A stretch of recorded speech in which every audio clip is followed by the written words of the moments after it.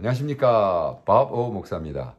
오늘은 제가 2020년도 쓴 책, 이 책, 천상병 캄보디아 가다라는 책을, 시집을 소개하면서 저의 간증을 좀 하면 좋겠습니다. 기도를 하겠습니다. 시작합니다. 주여 감사합니다. 오늘 천상병 캄보디아 가다라는 시집을 나눕니다. 이 나눔 속에 성령님 역사하셔서 우리에게 배울 점들, 또 우리가 필요한 것들, 우리가 캄보디아 사람을 섬길 때에 도움이 되는 말씀을 허락해 주시옵소서. 성령님 의탁합니다. 와서 도와주시옵소서. 예수님의 이름으로 기도합니다. 아멘. 이 책은요, 제가 사실 굉장히 오랫동안 썼어요. 시라는 것은 시간 날 때마다 쓰는 거니까, 그죠? 그리고는 아마존에서 출판할 수 있는 것이 가능해져서 일단은 출판했습니다. 그래서 캄보디아 이 시집은 천상병 씨께 드립니다.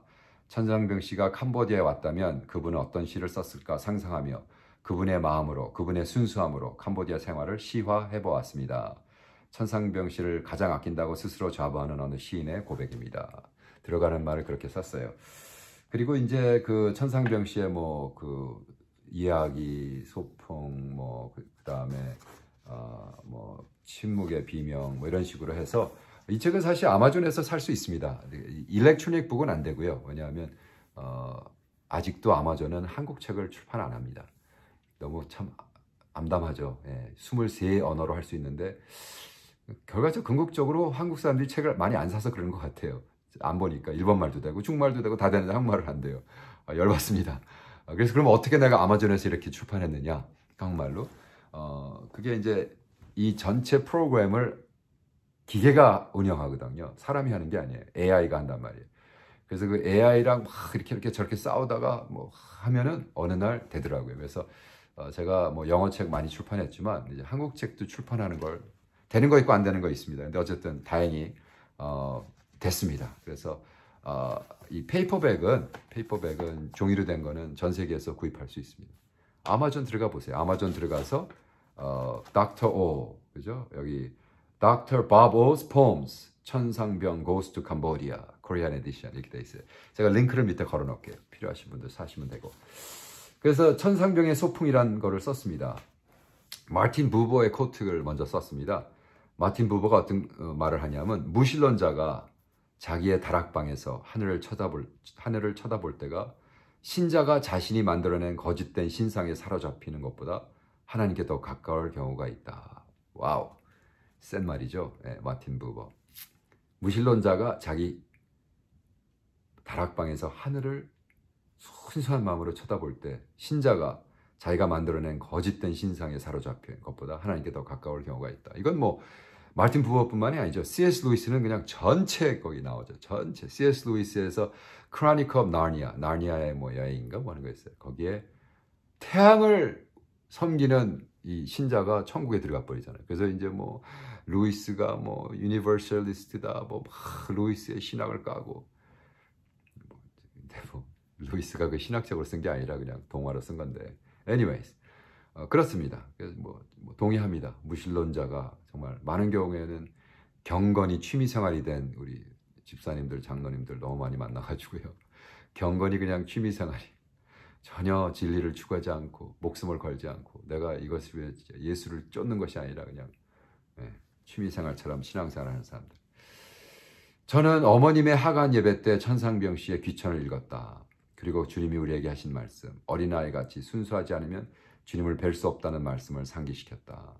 천상병 씨 같이 순수한 사람들만이 소풍 끝나는 날 그분을 만날 수 있으니까.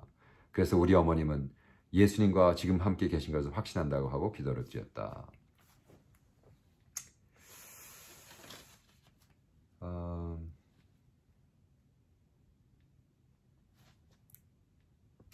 순수라는 시를 하나 읽어드릴게요. 그래서 제가 이거 전체로 다 읽어드릴 수는 없고, 순수, 제가 쓴 시입니다. 성경을 습관적으로 좋아한 적이 있다.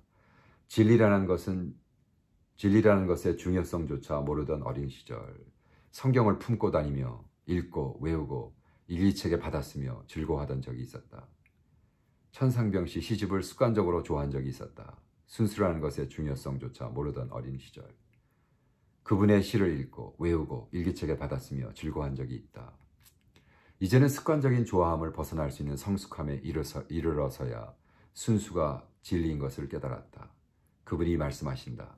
어린아이같이 순수하지 않으면 그분과는 끝이라고. 천상병 씨 같이 순수한 사람들만이 소풍 끝나는 날 그분을 만날 수 있으리라.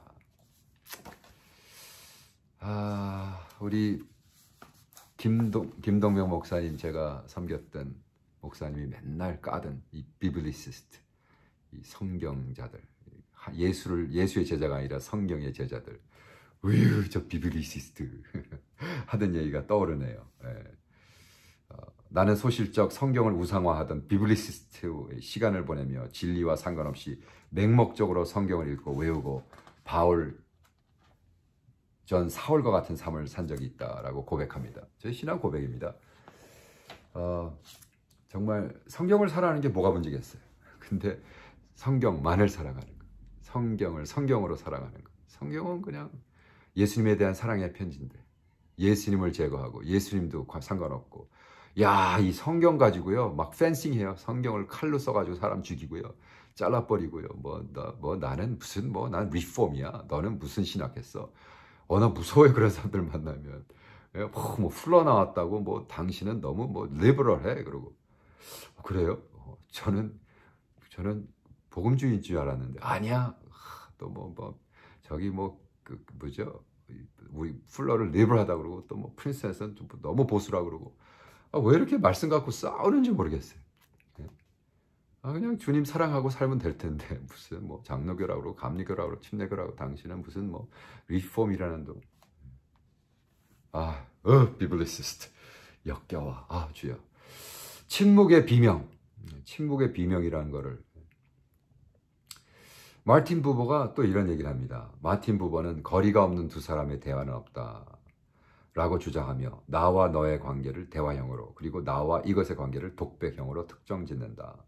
1929년 펴낸 에세이 대화, 다이얼로그의 부버는 독백은 단순히 상대방으로부터 멀어지는 것이 아니라 자기 자신에게 돌아서는 것. 루빈트경이라고 그랬어요. 독일말로 자기 자신에게 돌아서는 것. 한글로 직역을 하면 자신이 자신을 향해 거꾸로 뒤집어지는 것, 아니면 진짜 순수한 한국 쌍소리로 하면 지랄하고 자빠지는 것을 이야기한다.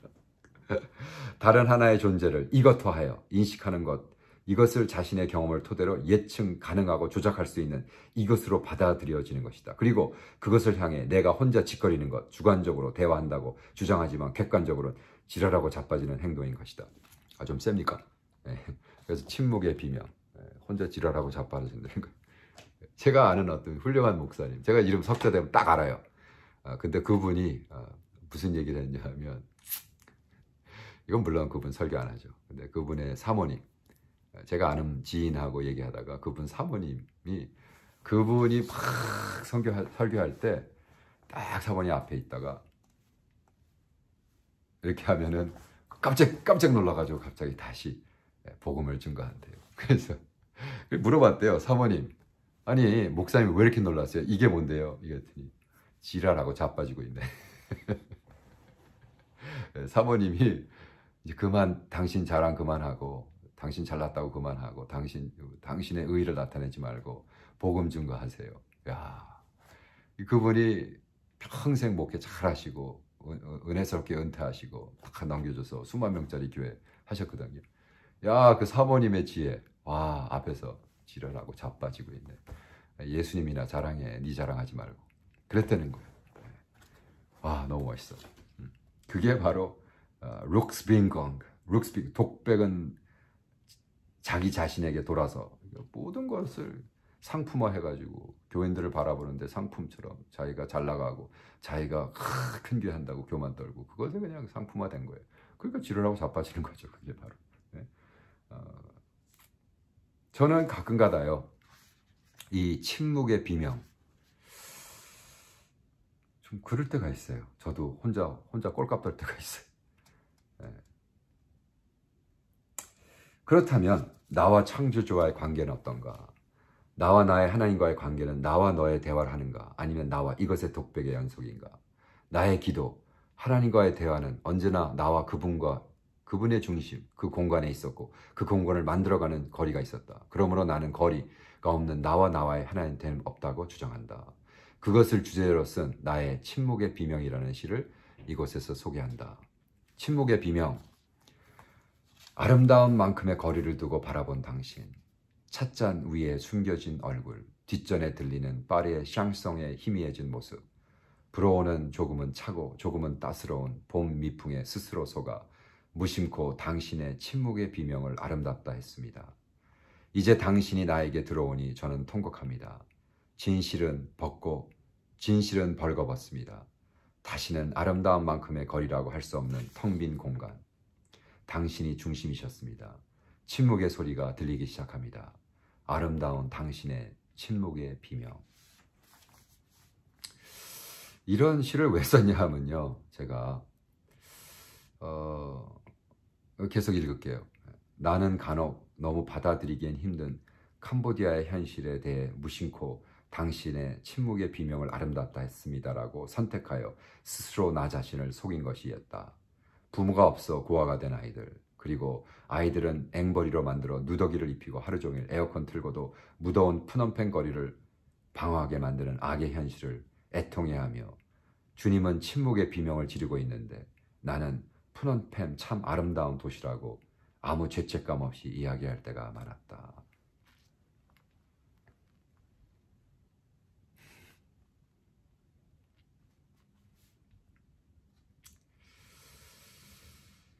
그렇네요, 정말.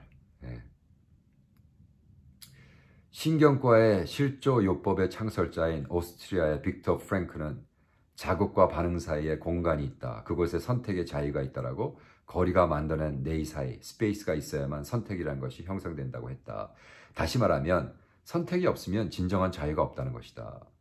프랭클이 이야기하는 자극과 반응 사이의 공간에서 선택의 자유가 있었고 나는 그 버거운 현실을 그냥 아름답다라는 반응으로 덮어버리는 선택을 하였다. 아엔다우, 나와 당신의 관계에서 아름다운 만큼의 거리를 두고 바라본 당신은 너무 황홀했다고 나는 하나님께 향해 독백했다. 나의 거룩하신 창조주 하나님, 구세주 하나님, 할렐루야. 에어컨 펑펑 나오는 차 속에서 나의 독백의 찬양은 계속되었지만 푸놈펜의 거지 아이들의 현실은 너무 어린 것들이 감당하기엔 버거웠다. 나의 삶 속에 있는 다른 하나의 존재인 캄보디아 길거리의 아이들, 이것을 it화하여 인식하고 나 자신의 경험을 토대로 그것을 존재를 예측 가능하고 조작할 수 있는 이것으로 받아들였던 것이다. 이 선택은 어쩌면 인간으로 감당할 수 없는 현실을 가장 현명하게 대처하는 방법 중에 최고의 선택이었을 것이다. 그런데 이제 주님이 나와 나의 이것의 관계에 들어오셔서 우리 중심에서 통곡하신다. 정말 진실은 벌거벗는 것이다. 다시는 아름다운 만큼의 거리라고 할 수 없는 텅 빈 공간에 언제나 계셨던 하나님, 그분이 모든 관계의 중심이셨다. 이제서야 침묵의 소리가 아닌 아름다운 주님의 침묵의 비명으로 들리기 시작한다. 더 이상 세상의 아름다움을 혼자 나와 이것으로 독백하며 지랄하고 자빠지지 않고 주님과 나와 너의 대화를 하기로 선택한다. 캄보디아 아름답죠, 도시. 근데 하나님은 통곡하고 계시다는 거죠. 그것의 앵벌이들을 바라보면서. 좀 그런 입장에서도 좀 캄보디아를 바라봤으면 좋겠다 생각합니다. 시 하나 또 소개할게요. 소리아 백화점. 여러분 소리아 아시죠? 소리아 백화점. 소리아는 나의 휴식처. 하와이가 따로 필요 있나? 에어컨 펑펑 나오죠. 4층에는 먹자 코너, 3층에는 마음껏 이메일하는 중국 아저씨 PC방, 2층에는 쇼핑. 1층에는 롤렉스 짝퉁 천국이다. 천천히, 아주 천천히 오토바이 길을 찾으며 찜통인 푸놈펜 성교지로 도착한다. 제가 아주 옛날에 소리아 너무너무 좋아할 때 요즘까지도 안 와요. 누가 소리아를 가요 요즘. 에어몰 2, 에어몰 1. 에어몰 1도 안 가요 이제는. 에어몰 2. 우리 집 바로 옆에 있어서. 제가 명월관 옆에 살거든요. 명월관 옆에서 패스앱 타면은 5분, 10분이면 가요. 차 없으면 10분, 없으면 5분, 5, 6분, 한 6, 7분 걸려요.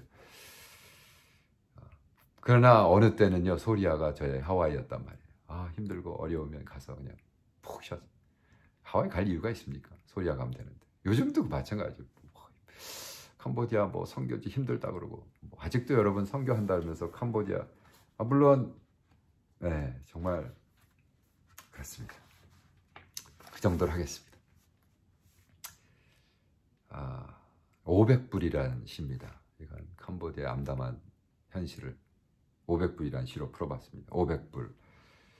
근데 이거는 제가 쓰는 게 아니라 천상병 씨가 왔으면 캄보디아 살면 어떤 시를 썼을까 이제 상상하면서 쓰는 거죠. 500불 한평생 키워 단돈 500불에 팔아 넘기기엔 너무 헐값이었다.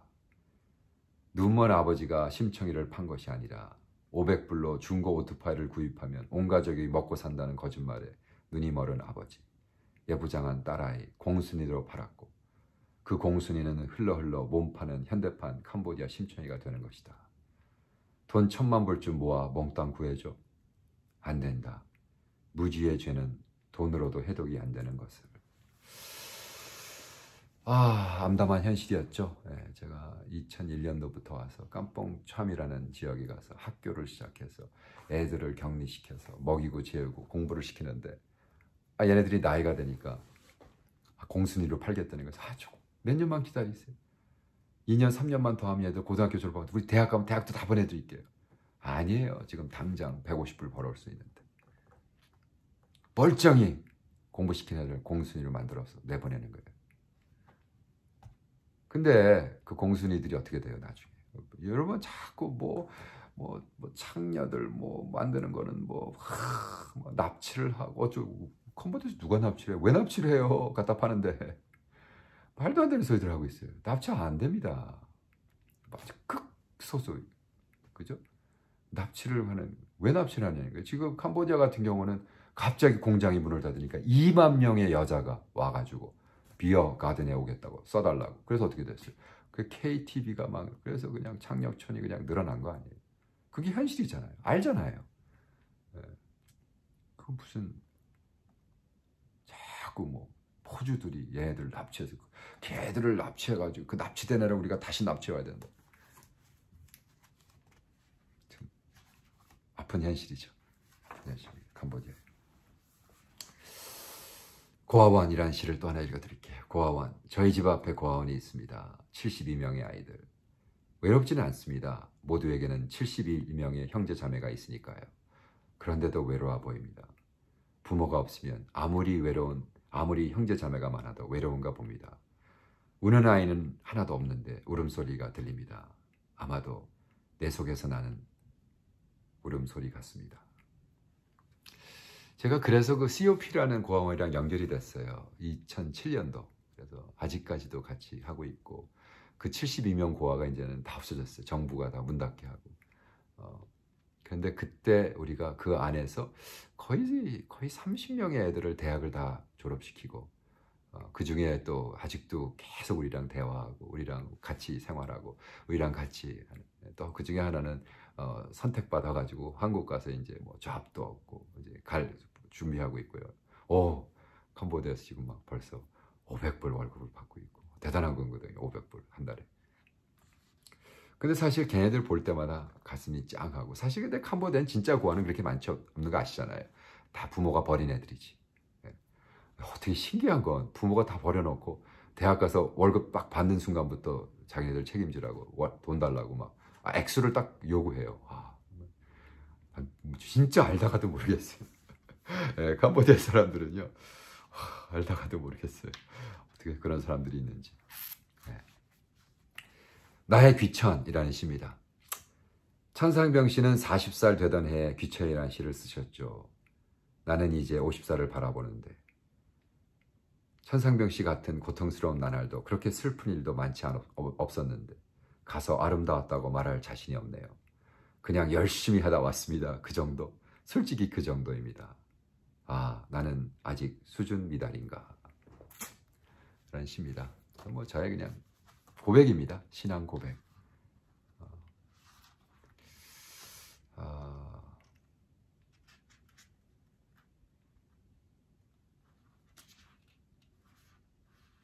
저의 시 하나 몇 개 더 읽고 마쳐야겠네요. 벌써 20분이나 지났네. 두 시인데 똑같은 얘기를 다르게 하는 겁니다. 서울, 저는 시골보다 도시가 더 좋습니다. 이유는 간단합니다. 나무보다 사람이 더 좋으니까요. 동의하세요? 근데 그 다음 시가 시골, 저는 서울보다 시골이 더 좋습니다. 이유는 간단합니다. 풀 냄새가 사람 냄새보다 더 좋으니까요. 그게 지금 푸놈팽에 살고 있는 저의 고민입니다. 푸놈팽 살아야죠. 사람들이 많으니까. 사역은 사람들과 하는 거잖아요. 사람 냄새 역하죠. 지금 시골이 좋을 때가 많단 말이에요. 그러나 이제 사역이란 건 그런 것 같아요. 여러분 뭐 시골에 사역을 불렀건 서울에 사역을 불렀건, 그렇죠? 여러분 시골에 사역하는 사람들 자꾸 서울 욕하지 마세요. 서울에 사는 사람들 시골 사람들 촌스럽다고 하지 마세요. 하나님이 부른 곳에서 당신이 하나님 어디에 불렀습니까? 저는요 평생 소원이 하와이 가서 사는 거예요. 근데 하나님이 캄보디아 불렀기 때문에 와서 하고 있습니다. 하나님이 또 하와이 가라면 빨리 가야죠. 집 사갖고 바다 타야죠. 더 나이 들기 전에 하와이 파도를 좀 즐기면서 살아야 되지 않겠습니까, 여러분? 그러나 하와이도 아니고 캄보디아도 아니고 하나님이 부르신 곳에서 최선을 다해서 우리 천상명 씨 같이 순수하게 순수한 사람으로 남길 원합니다. 저의 시가 좀 도움이 됐으면 좋겠습니다. 할렐루야. 또 다른 책에서 만납시다. 우리 책 한 권 읽으면서 일주일에 책 한 권 읽으면서 사는 여러분 되기를 축원합니다. 아멘. 또 봬요.